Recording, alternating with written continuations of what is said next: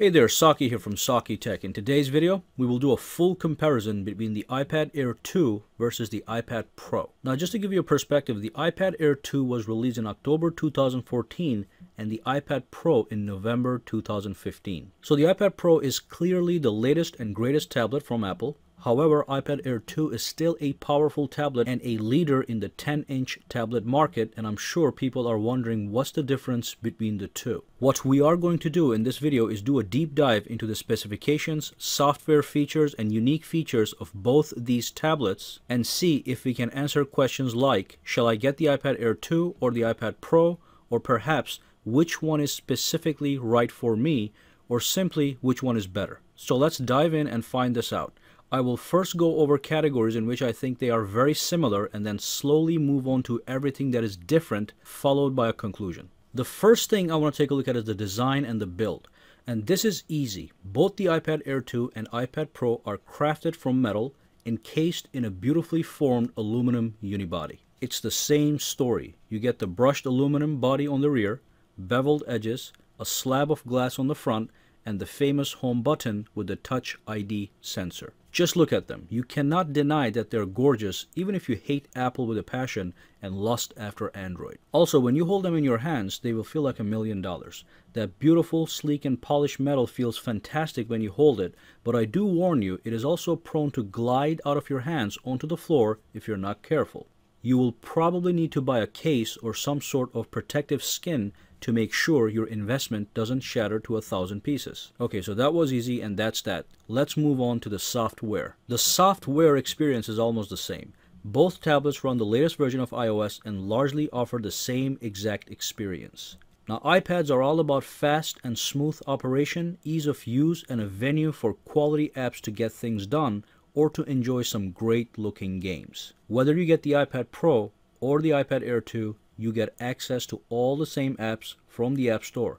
The only exception is that some apps on the iPad Pro will be more useful with the use of Apple Pencil, which I'll be talking about in a minute. Now, obviously, the bigger screen on the iPad Pro will allow you to work with some features and apps much better. For instance, when working with split-screen multitasking, you get more room per app, which makes it easier and more productive to multitask. If you are watching a movie or playing a game, it will be much more immersive on a large screen. Or if you're editing a movie or an image, once again, you have more room to get work done. It's just like having a smaller desk versus a larger desk to work on. So the software experience is just about the same. Now, next up, let's dive in and take a look at the processor and memory to see the difference in power between the two. The iPad Pro comes with a 64-bit Apple A9X chip, which is a dual-core processor clocked at 2.25 GHz with 4 GB of RAM, whereas the iPad Air 2 comes with the A8X chip with a tri-core processor clocked at 1.5 GHz and 2 GB of RAM. Now, Apple has announced that the A9X chip is 1.8 times the CPU performance of the iPad Air 2 and double the graphics performance, so we'll do a few benchmarks to put this to test. The first benchmark will be the standard Geekbench test, which will use some real-world scenarios to stress test these devices, and then we can compare the numbers. So let's dive in. So we made sure nothing was running in the background, and we're going to launch the test right now. iPad Air 2 first and iPad Pro next. And let's just fast forward this to the end and take a look at the numbers. So as you can see, the single core performance on the iPad Pro is considerably faster than the iPad Air 2. And if you look at the multi-core score, it also is much faster. Even though not as fast as a single core, it's still 20 to 30% faster on the multi-score and 80% faster on the single core score. The second test will be for iMovie. We will export a 1-minute video clip that was recorded in 1080p at 60 frames per second on an iPhone 6s Plus, and we'll see how much faster the iPad Pro will accomplish the exporting process. Alright, so let's do a save video from the sharing option, and we're gonna save the video in 1080p, of course. So let's tap on save video on the iPad Air 2, iPad Pro, and choose HD 1080p, and I'm going to start the iPad Air 2 first, as you can see, and the iPad Pro right after. There was a 1 second delay, and as you can see, so far they're pretty close to each other. Okay, so we know that the iPad Pro has a 1 or 2 second lead already, and it's almost over on both of these guys. Let's see which one gets done first. So the iPad Pro started later, but it got done first, so it's definitely faster. And a couple seconds later, the iPad Air 2 was done. So it's obvious that the iPad Pro will export your movies faster. In this case, there was a 4 to 3 second lead. Alright, so the iPad Pro is in fact faster.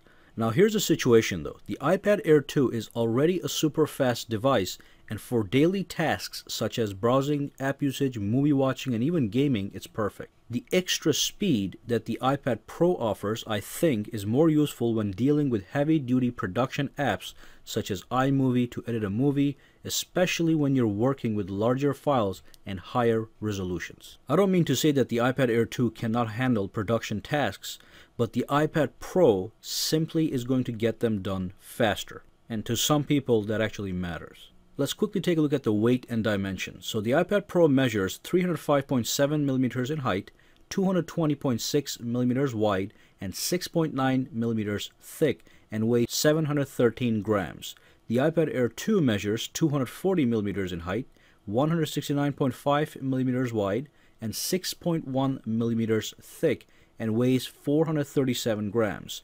There isn't much to talk about here. We know that the iPad Pro is the larger device in every respect, but I simply love to share these numbers anyway. So let's move on to something that actually matters: display quality and display size. The iPad Pro has a 12.9-inch screen with a resolution of 2732 by 2048 with 264 pixels per inches, and the iPad Air 2 has a 9.7-inch screen with a resolution of 2048 by 1536 with 264 pixels per inches. Both the Pro and the Air 2 come with gorgeous displays.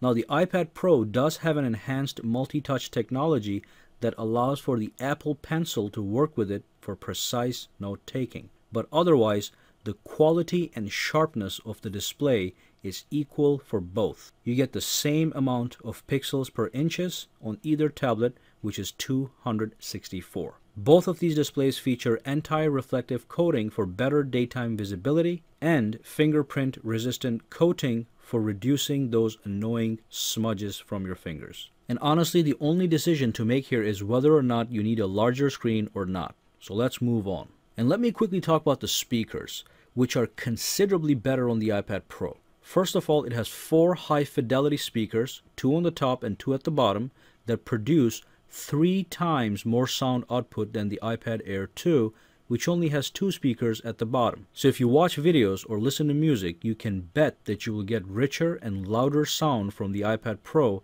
and trust me, I did a test on this. The iPad Pro sounds much richer and louder, especially for watching movies. So just keep that in mind, and let's move on to the Apple Pencil. The Apple Pencil, when used to write, draw, or sketch, is extremely accurate. It really does offer pixel-perfect precision like Apple claims, and it does it with no lag. So the moment the tip of your pencil touches the screen is the moment it starts to write. Unfortunately, I wasn't able to get my hands on an actual Apple Pencil for this production, but I have done some extensive research and do have some hands-on time to tell you that the Apple Pencil is a fantastic accessory for those of you who are interested in the iPad Pro as a device to take notes, draw, sketch, and create. Not only do you get a close to natural sense of writing and drawing, but you can digitally enhance your work to make it even better. And remember, the iPad Pro has a built-in palm rejection technology, which means you can use the Apple Pencil